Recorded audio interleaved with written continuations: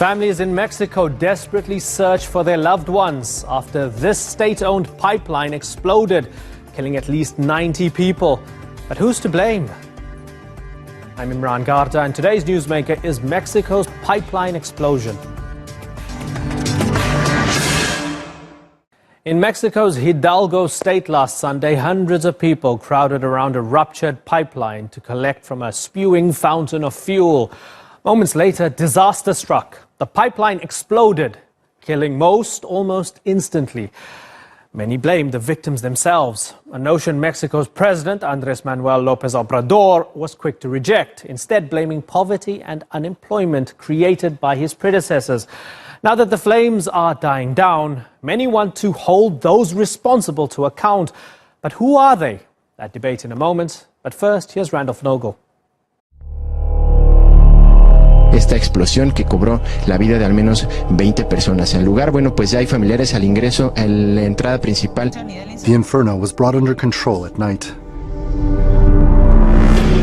But it wasn't until first light that medical workers could begin to assess the human cost. Amateur footage shows people before the blast collecting fuel gushing from a leaking pipeline in central Mexico. By the next day, the small town's residents were looking for friends and family who'd gone missing in the night. Ya lo reconocimos y nada más estamos esperando que los peritos terminen su trabajo para poder hacer el reconocimiento del cuerpo.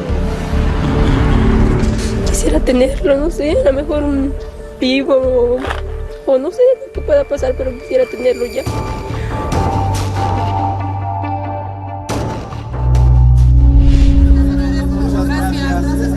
Mexican President Andrés Manuel López Obrador arrived just hours after the explosion. He's been praised for his hands-on approach, holding 2 press conferences a day and speaking about how his government plans to respond.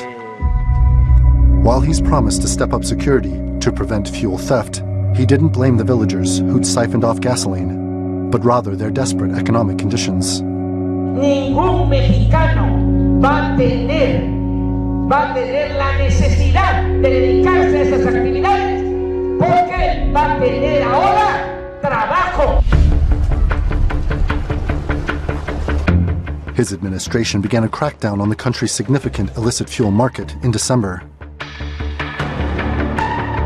But it led to shortages in many areas where people rely on buying stolen fuel at cheaper prices.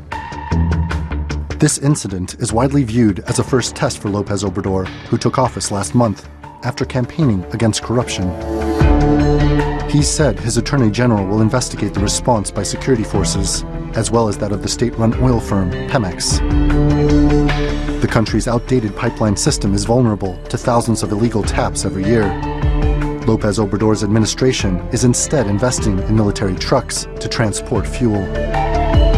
But it will take more time to see if his administration can make good on his long-term pledges to bring down crime and improve the lives of Mexico's poor.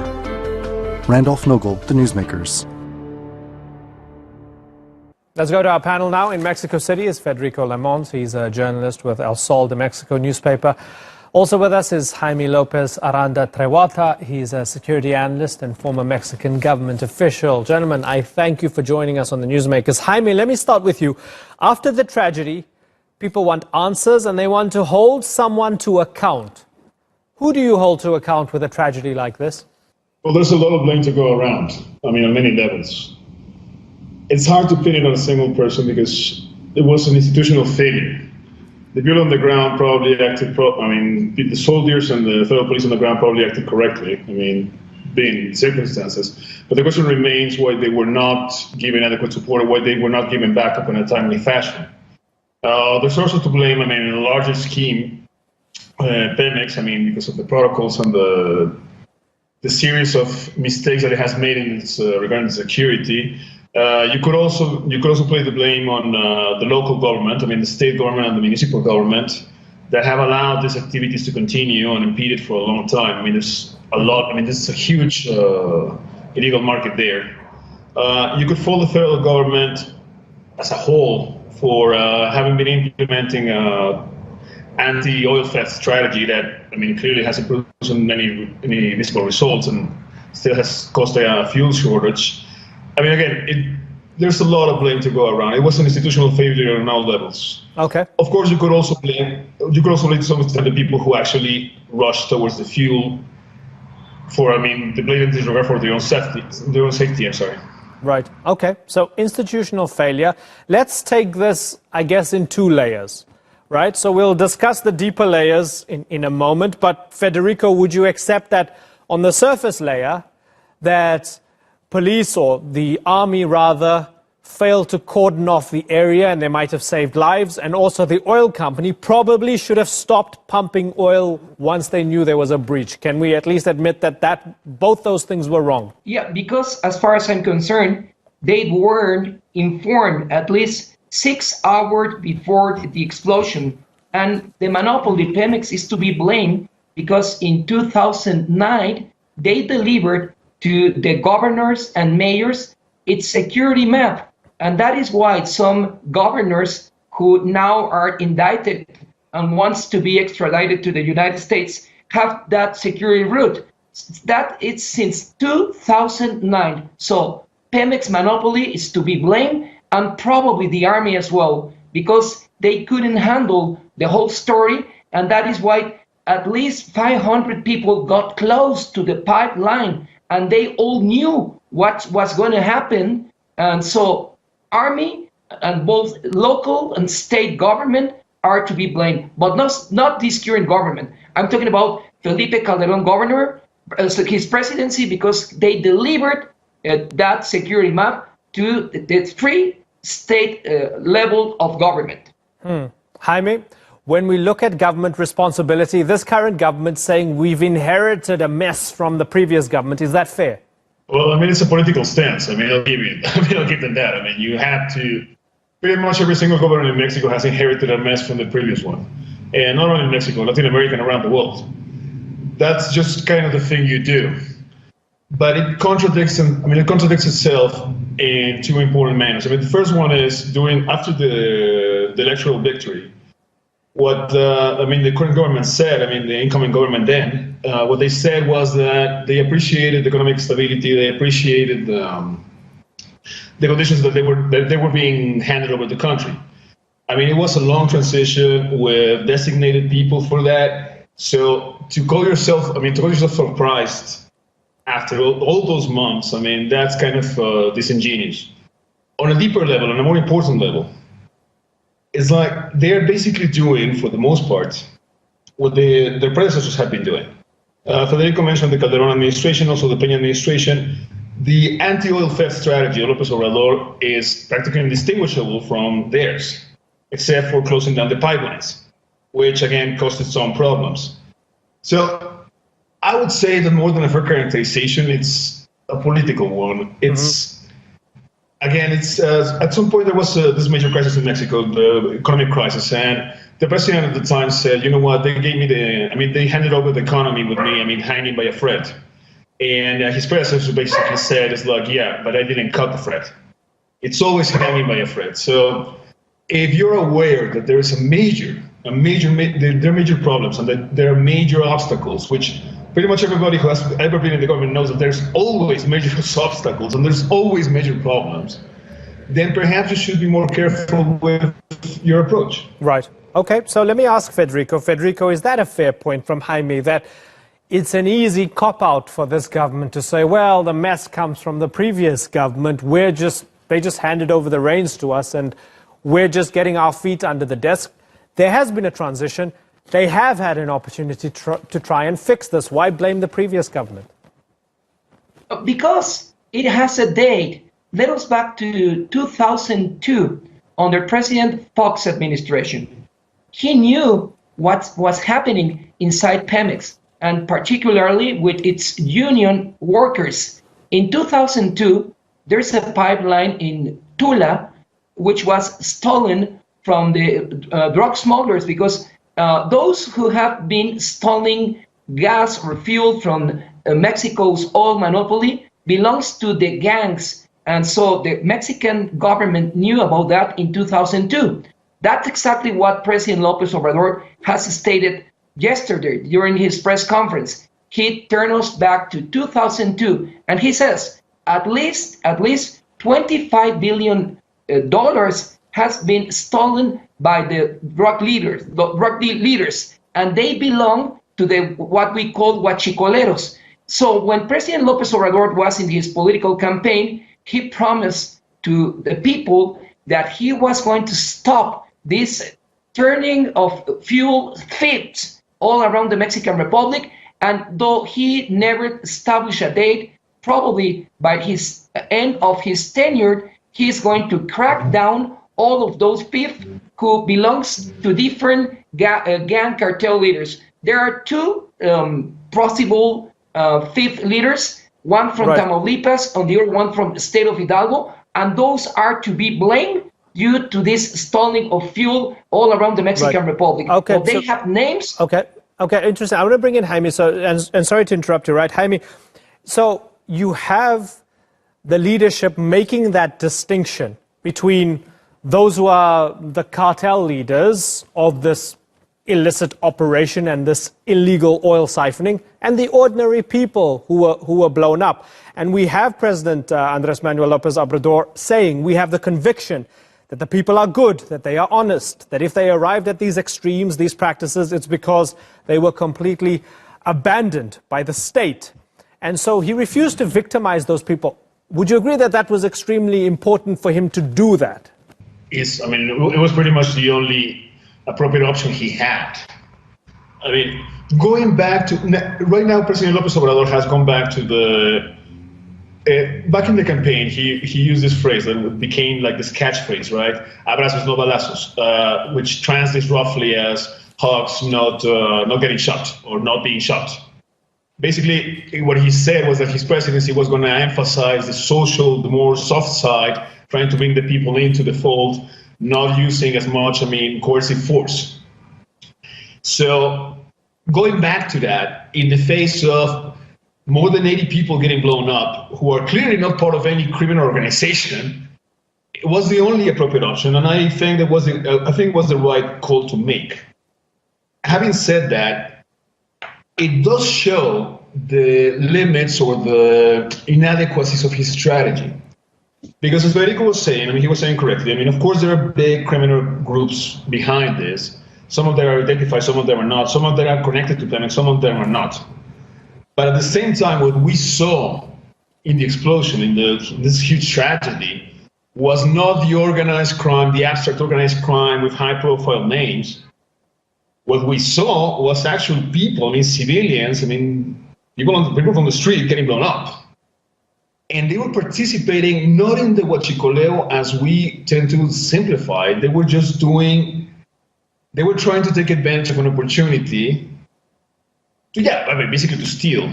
But in a Mexican way, we would say, they were stealing, but just a little bit. This social component, this social tolerance for this sort of low-level petty crime is a major issue now. Federico?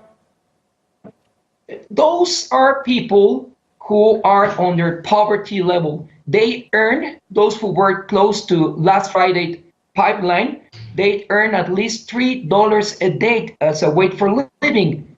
So they're not, we can't take them as vulgars, as a thieves. They're people who want to survive by taking gas, and that's what they have to take to their own homes. But some of them, not the majority, probably might have links with the smugglers. The smugglers have been settled at the state of Hidalgo for 20 years. Not only there, Veracruz, Tamaulipas as well. And those smugglers wants to buy the fate of people with 2,000 pesos a day. So I'm talking about $80. So that's the main problem. How are you going to stop this spreading of oil theft if people don't have a way to survive? That's the main issue. And today's government is doing what it can in order to solve that big problem. Jaime? But what I'm sorry to interrupt. This is one point. This is a cost-benefit analysis. And quite frankly, I don't think anybody's asking the Mexican government to stop people who end up with with 20 gallons of gas. Honestly. not only, it's not about them being poor, because, I mean, poverty, I mean, 40% of the country is poor. Most of them are not involved. The people in Hidalgo, as you were saying, Federico, I mean, they live in the midst of a gigantic black market. I mean, they knew they would be able to sell this gasoline because most of them don't have cars. It's part of being poor in Hidalgo at this point. But I think this is an interesting point. Nobody's asking to get these guys, to put these guys in jail. I mean, some people are, but I mean, those are morons. I mean, to be completely truthful about it. This is not the kind of oil theft that the strategy is supposed to fight. And that was clear from the get-go because of the people, I mean, the military they sent to the site. I mean, they were not equipped for crowd control. They were looking for a huachicolero band. I mean, they would decide to track down a huachicolero band. And instead they ran into a crowd. But in terms of the strategy, the overall strategy and looking forward, it's like, yeah, we should not be going after petty theft. Not only because they are poor or because they are the good people. I mean, that's a different debate, I would say. But because petty theft, I mean, chasing petty theft like this is much more costly. Too costly. We just saw it. Going after, I mean, that was supposed to be, the whole event was supposed to be about civil protection. It was about safety. It wasn't about law enforcement. It couldn't have been about law enforcement. We can't afford to be going after the little guys. No country can. So, Federico, we have the government of President López Obrador announcing a community development program, saying they want to address the root causes, they want to stop illegal industry, they want to go after the cartels. Is the reality basically that tragedies such as this one will continue to happen unless and until Mexico reforms the whole society? You have to stop corruption, you have to stop poverty, you have to fix everything to fix this thing. Is that the reality? Well, according to what President López Obrador have stated during his last political campaign, at least $90 billion, and according to the World Bank, are stolen or were stolen by the other administrations. I'm talking about Peña Nieto, Calderón, and Fox. That's exactly what López Obrador has stated. And yesterday, during his press conference, he announced a big social program that will provide not only money, but the tools for those empowered people to survive. So it's amazing what the former governors or the former presidents have done to Mexico. There is one single president who has been blamed to earn $25 billion when he finished his tenure. So what can you do with a country that has at least 80 million people who lives under poverty level? Okay. And with those who... Okay, so let me get a final response from Jaime, because you made the point, right?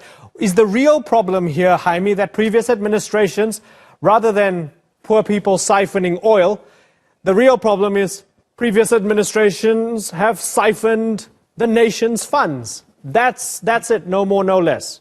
No, it's way more complicated than that. I mean, of course there has been corruption. But, I mean, and this is something, I understand the point. I mean, that's why López Obrador got elected with such a wide margin. I mean, that's where his legitimacy comes in. I mean, there were like huge blunders, enormous corruption cases, very high-profile cases.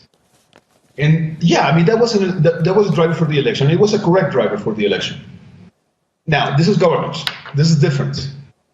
What the President López Obrador and his cabinet is, I mean, what they're realizing is that corruption takes a lot of forms, and coming up with big numbers is not public policy. And this is the main problem. I mean, of course, you have to do things. Of course, you have to root out corruption. I love what you said about reforming the whole Mexican society. Yeah, I think that's an universal aspiration, I think. Mm-hmm.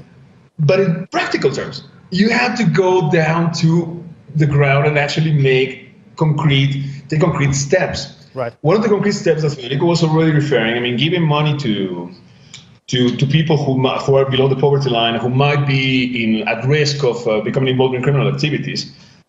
Yeah, that doesn't work. It's a good thing to do. I mean, let's be clear. It's a good thing to do. People deserve to have these transfers.